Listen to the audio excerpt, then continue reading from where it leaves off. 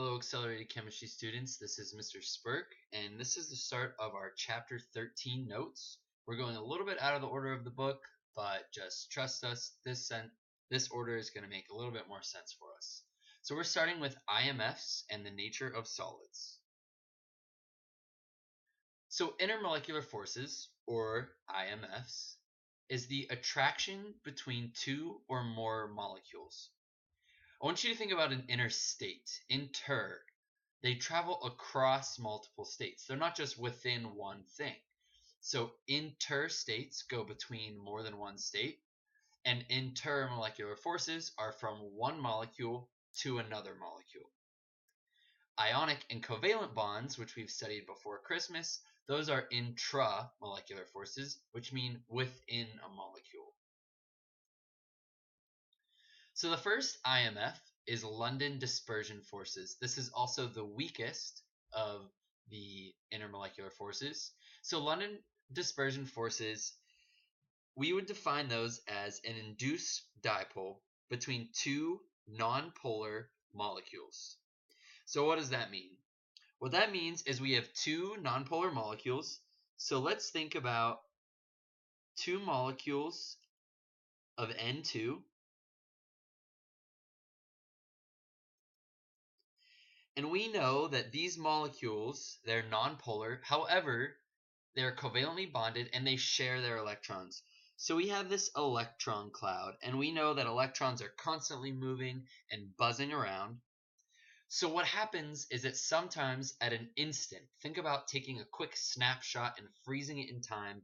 At an instant in time, we might have a lot of electrons on one side and not so many on the other. So what that does for us is that makes this side of the molecule what we would call, sorry, let me erase that for you. That is what we would call partially negative. And that's a delta sign. It's like a script lowercase d. And that means partially negative, which means that at that instant, when that's partially negative, this side of the molecule is partially positive.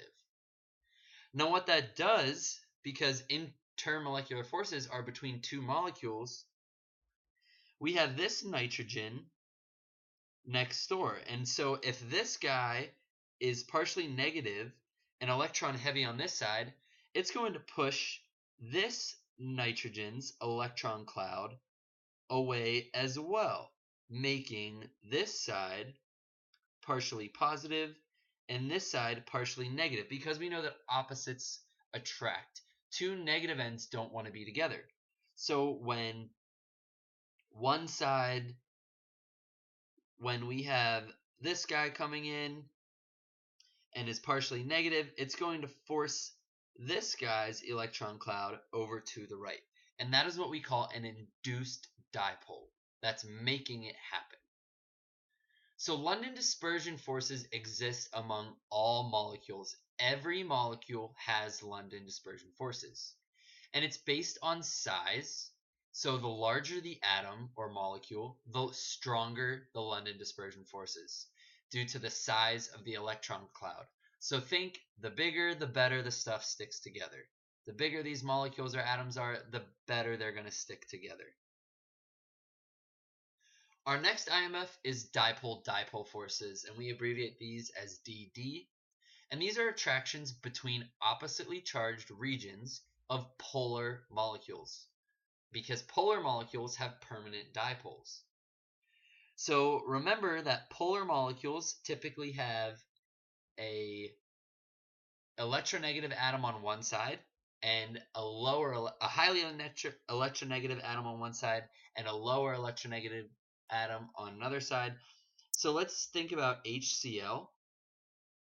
So if we remember, the right side of the periodic table is highly electronegative. So that's going to be our chlorine.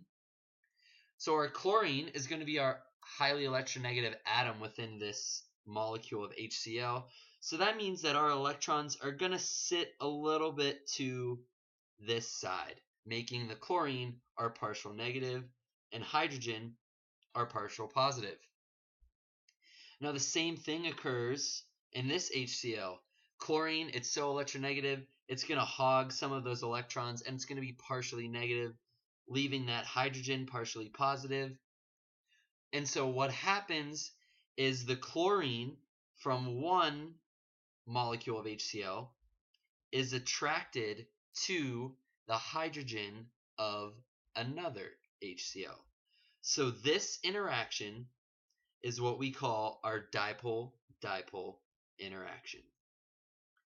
Dipole-dipole forces only exist among polar molecules. If it is not a polar molecule, it cannot have dipole-dipole forces. Hydrogen bonds are the strongest of the intermolecular forces.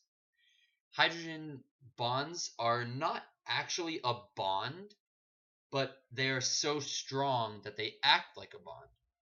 So when a hydrogen from one molecule is attracted to a highly electronegative atom of another molecule, and our highly electronegative atoms that only ever count for hydrogen bonding are nitrogen, oxygen, and fluorine. Now, both molecules must be polar. So let's think about water. If we draw some water molecules, we have HOH, and let's draw another one over here. So again, we know that this is a polar molecule. We know that oxygen is very electronegative, so it's going to be partially negative, leaving these two hydrogens partially positive, and the same thing occurs here. So again, what happens is we have this partially negative oxygen interacting with the partially positive hydrogen, and the same thing happens here. So these are our hydrogen bonds. Remember that hydrogen bonds can only exist if the molecules contain hydrogen bonded to N, O, or F. And hydrogen bonds are the strongest of the IMFs. So here is a little recap. IMFs from increasing interaction strength. London dispersion is the weakest. All molecules have LDs, and it's based on size. Dipole-dipole forces are stronger than LDs, and they only exist in polar molecules. Hydrogen bonding, these are also polar molecules, and an H has to be attached to an N, O, or an F. So let's think about these molecules here. We have iodine, bromine, and chlorine. All of these are non-polar because the electronegativities between I and I are the same. And if we remember, we would subtract those values and they would be 0. So these are non-polar molecules. So they experience only London dispersion forces. London dispersion forces, they increase with size because of the larger electron cloud, which makes them more polarizable, which just means it talks about our induced dipole. We're able to induce a larger dipole. And this increases with atomic radius, which is one of our periodic trends. So I2 is the largest, therefore it has the strongest London dispersion forces. If we look at the atomic weights, iodine weighs 126 grams per mole, bromine weighs 79.90 grams per mole, and chlorine weighs 35.45 grams per mole. So since iodine is the largest and the heaviest, it makes sense that it has the strongest London dispersion forces, and since its London dispersion forces are so strong, it forces it to be in the solid state. Bromine is somewhere in the middle, which is why it is held at a liquid, and chlorine, its London dispersion forces aren't that strong, which is why it is in its gaseous state. All right, so that is it for our IMFs. Now we're on to a model for solids. So the general properties of solids reflect the orderly arrangement of their particles and the fixed locations of their particles. In most solids, the atoms, ions, or molecules are packed really tightly together. Solids are dense and they're not easy to compress. Because the particles in solids tend to vibrate about fixed points, solids do not flow. When you heat a solid, its particles vibrate more rapidly and their kinetic energy increases. The melting point is the temperature at which a solid changes into a liquid. At this temperature, the disruptive vibrations of the particles are strong enough to overcome those attractions that hold them together in those fixed positions, and then they start to melt. So the freezing point is just the opposite. It's the temperature at which a liquid changes into a solid. The melting and freezing points of a substance are at the same temperature. At that temperature, the liquid and solid phases are in equilibrium. Right at those temperatures, we have the same number of solid molecules melting into liquids, and we have the same number of liquid molecules freezing into solids. In general, ionic solids have high melting points because relatively strong forces hold them together. Sodium chloride has a high melting point of 801 degrees Celsius. Molecular solids have relatively low melting points.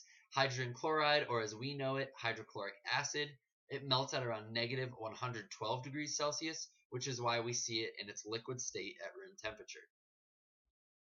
So let's talk about crystal structure and unit cells. In a crystal, the particles are arranged in an orderly, repeating, three-dimensional pattern called a crystal lattice. If you look at the molecule over on the right, you can see that those Na plus ions and those Cl minus ions, they're held in a particular shape, and that order is going to repeat over and over throughout the entire molecule.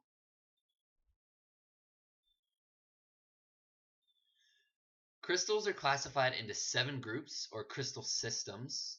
The edges are labels A, B, and C, and the angles are labeled alpha, beta, and gamma. We don't need to really worry about so much these 7 different types. Later on in these notes, we're going to talk about 3 types that we will come into contact with. The shape of a crystal depends on the arrangement of the particles within it.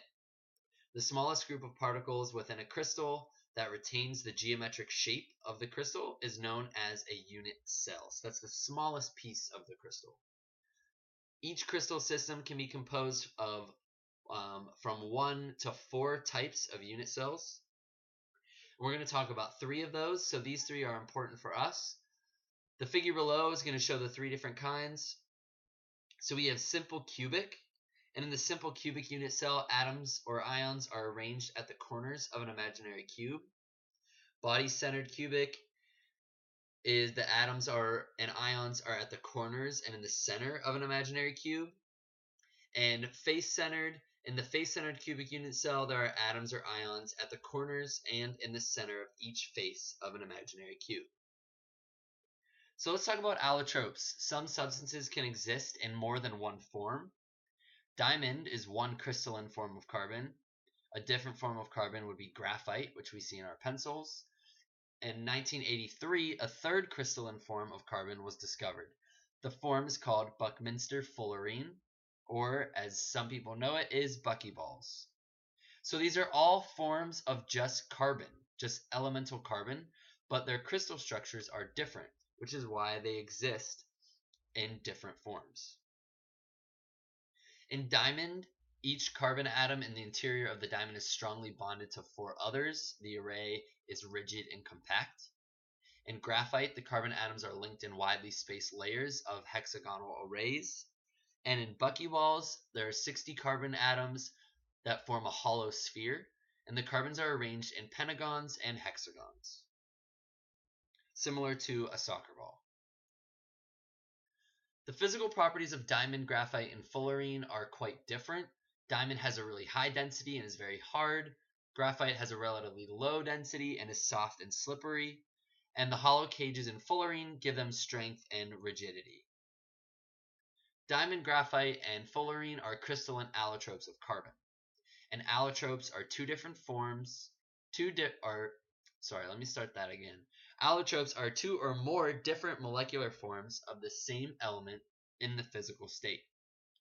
Only C, P, S, O2, B, and Sb have allotropes, and that's carbon, phosphorus, sulfur, oxygen, boron, and actinium. Those are the only elements that can have allotropes. So we do have non-crystalline solids. Not all solids are in their crystalline form. Some are what we say are amorphous. An amorphous solid lacks an ordered internal structure. Rubber, plastic, asphalt are all examples of amorphous solids, and their atoms are just randomly arranged. Glass is a transparent fusion product of an inorganic substance that have cooled to a rigid state without completely crystallizing. Glasses are sometimes referred to as supercooled liquids, and the irregular internal structures are intermediate between those of a crystalline solid and those of a free-flowing liquid. So in review, the general properties of solids reflect the orderly arrangement and the fixed locations of their particles. The shape of a crystal reflects the arrangement of the particles within the solid. And that's it for this first section.